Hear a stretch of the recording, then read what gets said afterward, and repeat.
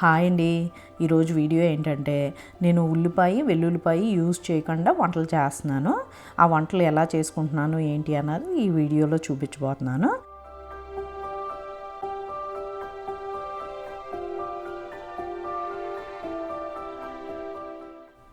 ముందుగా నేను రైస్ని పప్పుని పొయ్యి మీద పెట్టేసుకున్నాను. అవి ముందు కడిగేసుకొని పొయ్యిల మీద పెట్టేసుకుంటే మిగతావి కటింగ్ పనులు చేసుకుంటూ ఒక్కొక్కటిగా పొయ్యి మీద వేసుకోవడానికి ఉంటుంది. మనం ముందుగా ఈ కాయగూరలు కట్ చేసుకోవడము ఇవన్నీ పెట్టుకున్నామంటే కనుక వీటితో పాటు అవి కూడా డిలే అయిపోతాయి. ఎందుకంటే మనం కూరగాయలు వేసుకున్న తర్వాత పొయ్యి మీద కొంచెం ఒక్కొక్కటి టైం పట్టొచ్చు. అందు గురించి మనం ముందుగానే రైస్ని పప్పుని అటువంటివి మనం పొయ్యి మీద పెట్టుకొని ఇవి కట్ చేసుకోవడం స్టార్ట్ చేసామంటే మనకి టైం సేవ్ అవుతుంది.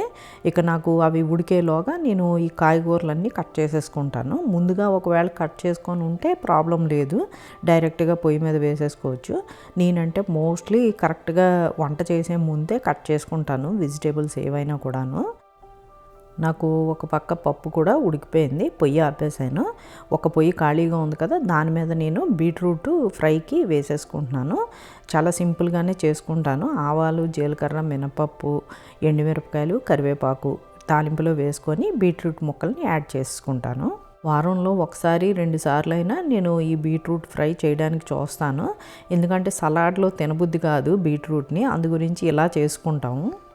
మూత పెట్టేసుకుంటాను, అలాగ మగ్గిపోతాయి. ఎక్కువ ఫ్రై అవ్వనివ్వను. మగ్గిపోయి మెత్తగా అయిపోయినాయి అంటే ఇంక మనకి న్యూట్రిషన్ వాల్యూస్ అన్నీ అలాగే ఉంటాయి. మనం మాడిపోయినట్టుగా వేపుకున్నామంటే కనుక బీట్రూట్లో ఉన్న న్యూట్రిషన్ వాల్యూస్ అన్నీ కూడా పోతాయి. ఇలాగ ఫ్రై చేసుకున్న తర్వాత లాస్ట్లోని ఉప్పు, కారం, కొంచెం శనగపిండి జల్లుకొని ఒక 2-3 నిమిషాలకు అలా ఫ్రై చేసుకొని ఇంకా స్టవ్ ఆపేస్తాను.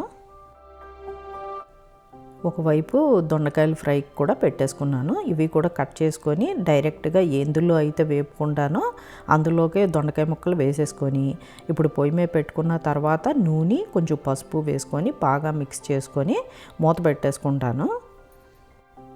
నార్మల్గా రెగ్యులర్గా అయితే మాత్రం నేను వెజిటేబుల్స్ని ఇలాగ సింపుల్గానే చేసుకోవడానికి చూస్తాను. ఎక్కువగా మసాలాలు, స్పైసెస్ అటువంటివి ఏమీ వేయకుండా సింపుల్గా ఇలాగే చేసుకోవడానికి ట్రై చేస్తాను.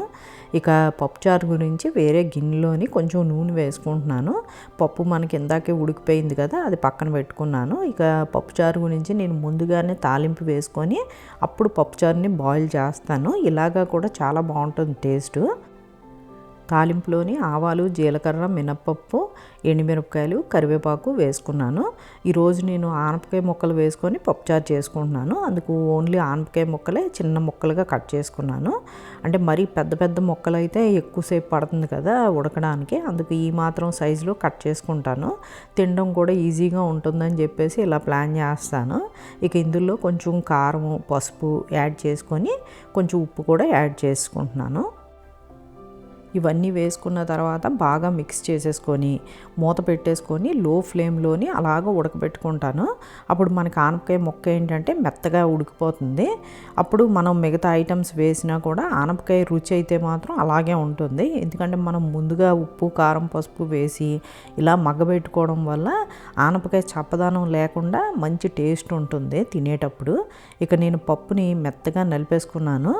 నేను ఉడకబెట్టుకోవడం కూడా కొంచెం మెత్తగానే ఉడకబెట్టుకున్నాను కాబట్టి ఫాస్ట్గానే గరిటెతోటి నలిపితే మెత్తగా అయిపోయింది. ఇక ఇప్పుడు ఇందులోని చింతపండు వేసుకుంటున్నాను. నేను ఈ చింతపండును కూడా నేను గుజ్జులాగా చేసేసుకొని ఒక డబ్బాలో పెట్టేసుకొని ఫ్రిడ్జ్లో స్టోర్ చేసుకుంటాను. అందువల్ల ఏంటంటే నాకు పని ఈజీగా అయిపోతుంది రోజు కూడాను. చింతపండు పేస్ట్ వేసిన తర్వాత బాగా మిక్స్ చేసుకొని కొంచెం కొంచెంగా వాటర్ వేసుకొని కలిపేసుకుంటున్నాను ఉండలు లేకుండా. ఎందుకంటే మనకి పప్పుచారు పలచగా ఉంటుంది కాబట్టి మనకి ఎంత కావాలంటే అంత వాటర్ యాడ్ చేసుకోవడమే. నేను కొంచెమే పప్పుచారు పెడుతున్నాను కాబట్టి నాకు పప్పు కూడా కొంచెం క్వాంటిటీ, అందుకు వాటర్ కూడా 1 కప్పు వేస్తే ఈ మాత్రం పలచగా అయిపోయింది. నేను ఉల్లి వెల్లుల్లి రెండు కూడా ఉపయోగించకుండా ఈరోజు వంటలు చేస్తున్నాను కదా, రుచిగా ఉండవేమో అని మాత్రం అనుకోవద్దు. చాలా బాగుంటుంది. పప్పుచారు కూడా చాలా టేస్టీగా ఉంటుంది. నేను చాలాసార్లు అయితే మాత్రం ఇలా చేస్తాను పప్పుచారుని, ఉల్లిపాయ వెల్లుల్లిపాయ వాడకుండా.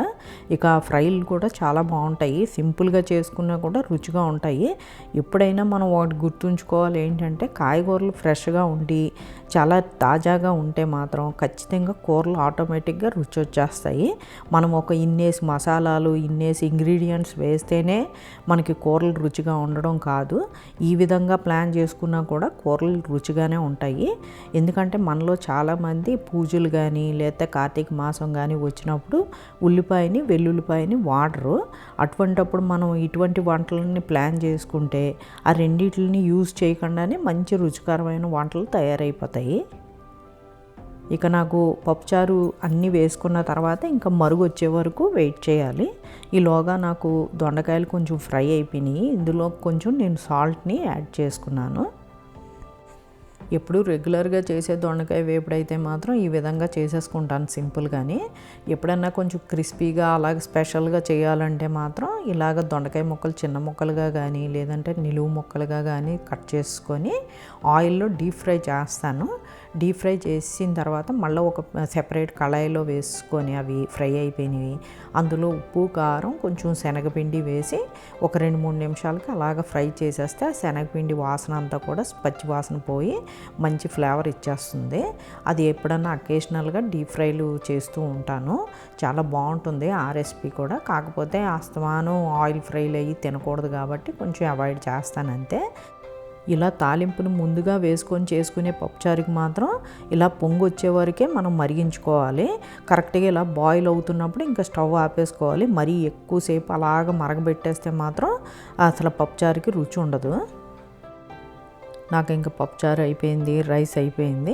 ఈ దొండకాయ ఫ్రై ఎక్కువ టైం పడుతుంది మనకి ఎప్పుడు కూడాను. దొండకాయలు కట్ చేయడం ఎంతసేపు పడుతుందో ఉడకడం కూడా అంతసేపు పడుతుంది. ఎక్కువ టైం తీసుకునే వెజిటేబుల్ అంటే నేను దొండకాయ అనే చెప్తాను. తినడానికైతే మాత్రం చాలా టేస్టీగా ఉంటుంది కానీ ఎక్కువ టైం పట్టేస్తుంది అనిపిస్తుంది నాకు. ఇప్పుడు నేను కొంచెం కారాన్ని యాడ్ చేసేసుకుంటున్నాను. కొంచెం పసుపు ఉప్పు ముందుగానే వేసేసుకున్నాను కాబట్టి ఇప్పుడు కొంచెం కారాన్ని యాడ్ చేసుకొని తర్వాత ఫైనల్గాని కొంచెం శనగపిండిని యాడ్ చేస్తున్నాను.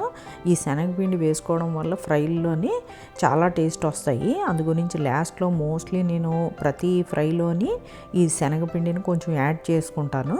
శనగపిండి వేసుకున్న తర్వాత ఒక 2-3 నిమిషాలకి ఇలా ఫ్రై చేసుకుంటే మనకి శనగపిండి వాసన అది పోయి మంచి రుచిని ఇచ్చేస్తుంది. ఇక నాకు వంట పని అంతా అయిపోయింది. ఒక పక్క డిష్ వాషర్ కూడా వేసేసుకున్నాను కాబట్టి నాకు ఆ పని కూడా అయిపోతుంది. ఇక్కడ ఇటువైపు ఐలాండ్ మీద అది నేను వెజిటేబుల్స్ అవి కట్ చేసుకొని అన్నీ చేసుకున్నాను కదా, నేను ఇవి పొయ్యి మీద వేసిన తర్వాత అవి కూడా క్లీన్ చేసుకున్నాను.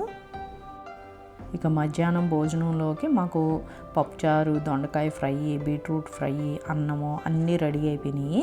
మరొక మంచి వీడియోతో నెక్స్ట్ వీడియోలో కలుసుకుందాం. బాయ్ అండి. Thank you.